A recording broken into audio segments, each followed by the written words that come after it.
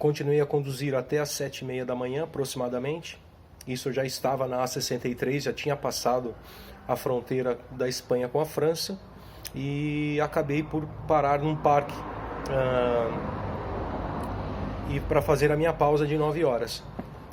Fui até as 17 horas, horário do tacógrafo, e 18 horas, horário local.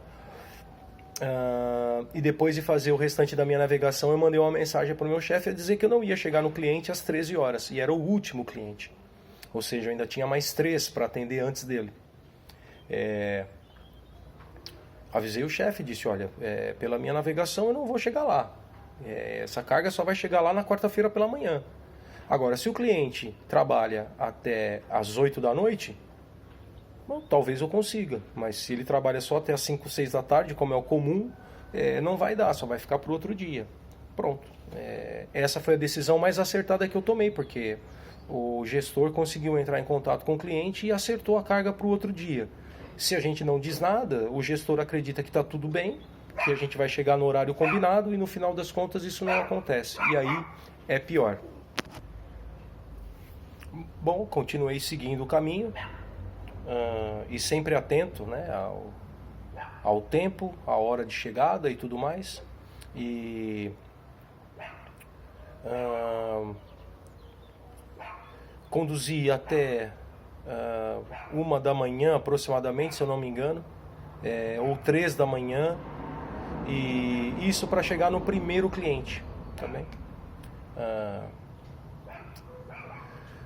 Normalmente a gente costuma olhar pelo Google Maps se o cliente que a gente vai, se ele tem um parque na frente da empresa ou dentro da empresa, ou se há algum lugar para a gente parar, porque a gente vai direto ao cliente e faz a pausa na frente dele, já ali, né?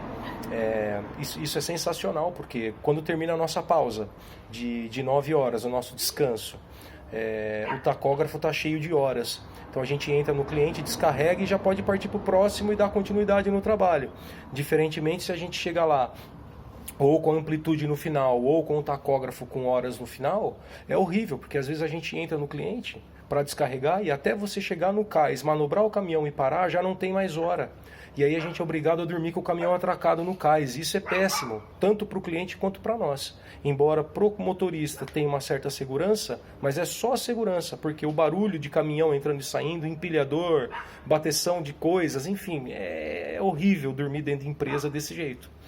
Então, eu tinha, naquela altura, 60 quilômetros para chegar até o cliente, e o tempo que eu tinha era mais do que o suficiente para isso. Mas, por uma questão de responsabilidade, enfim, eu acreditei que parar ali naquele parque que eu havia encontrado era melhor do que seguir até o cliente, porque se eu chego no cliente e não tem lugar para parar, eu também não tinha mais horário para rodar, e aí é pior, porque ou eu durmo num sítio onde não é adequado nem para o meu descanso, ou não é permitido, ficando assim numa situação perigosa, ou eu queimo o tacógrafo ou eu queimo o meu cartão. Para queimar o tacógrafo é só eu tirar o meu cartão, mas o tacógrafo vai ficar lá piscando em vermelho, você não pode andar, você não pode andar, não pode andar, não pode andar. E se eu deixo o meu cartão lá dentro, ele vai queimar o meu cartão dizendo, olha, tu não podes andar, não podes andar. Ou seja, de qualquer forma é problema. Então eu achei prudente parar antes. Esse não foi o problema, isso estava certo, isso não tem problema algum, muito pelo contrário, né? Isso é uma forma de evitar problemas maiores. Quando eu cheguei no cliente no outro dia, eu vi que havia o mesmo parque lá na frente e que havia espaço. Não sei se no dia anterior, quando eu parei, havia. Mas quando eu cheguei lá, 6:45 da manhã, havia, acho que tinha 5 ou 6 vagas e só tinha uma preenchida, o resto estava tudo desocupado. Mas tudo bem, cheguei no cliente, parei o caminhão, já meti o tacógrafo em pausa, exatamente, para poder depois encher o tacógrafo de horas, e fiquei à espera. Aí de repente eu olhei para o lado e vi uma campainha e uns dizeres em francês e inglês. E falei, legal, né? Tava a dizer que os condutores, né, os motoristas que chegassem ali no parque para carregar ou descarregar, era só tocar a campainha que alguém do escritório iria atendê-los. Falei, pô, sensacional. Eu já tinha visto na internet que eles abriam apenas às 8 da manhã, mas eu optei por tocar a campainha e quem sabe ser atendido.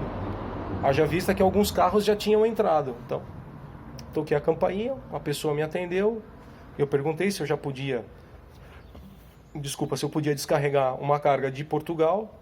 Ele disse que sim, que era só aportar no cais número 1 e pronto. Pô, sensacional, era para descarregar às 8, vou descarregar às 7h10. Excelente, né? Entrei com o caminhão, aportei no cais número 1, descarregou o que tinha que descarregar, peguei a documentação. Isso demorou aproximadamente 20 a 25 minutos.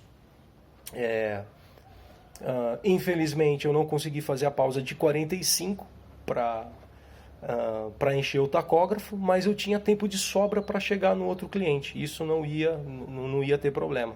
E foi assim que eu fiz. Fui até o outro cliente, com o horário que eu tinha no tacógrafo. Cheguei lá.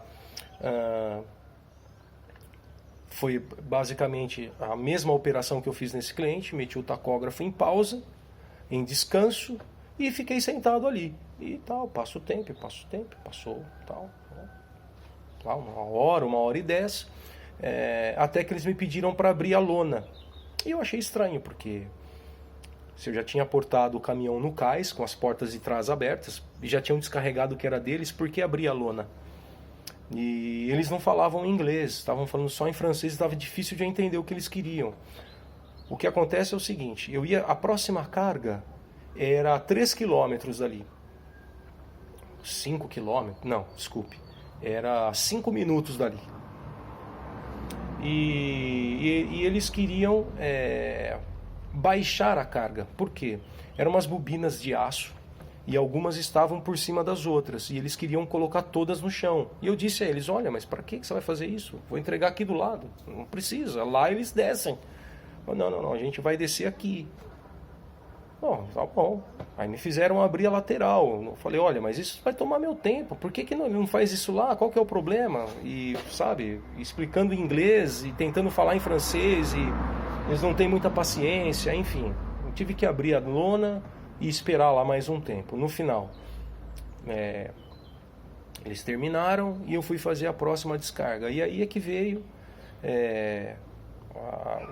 a chateação da semana, vamos assim dizer, né? Além do erro que eu já tinha cometido, que já tinha me deixado bastante aborrecido, mas como estava tudo a fluir muito bem, eu já tinha, não esquecido, mas eu já estava um pouco mais conformado, né? E aí chega esse cidadão aí, pessoa super... O cara grosso pra caramba, tá ligado? Cara estúpido, cavalão, manja. E...